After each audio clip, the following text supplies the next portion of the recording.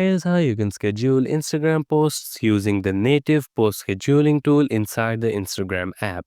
If you want to schedule your posts on Instagram, this is how you can do it by the in-app Instagram tool. First of all, go onto your Instagram app and make sure that you logged in with your account. In order to post anything, click on the plus option from the bottom,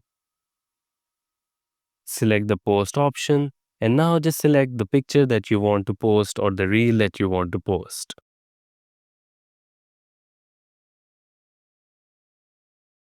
Once you're on this page, just add in the caption that you want or all the settings that you want. If you want to add music, tag people, add a location, you can do everything. Once you've done all that, what you'll need to do is scroll down and click on more options.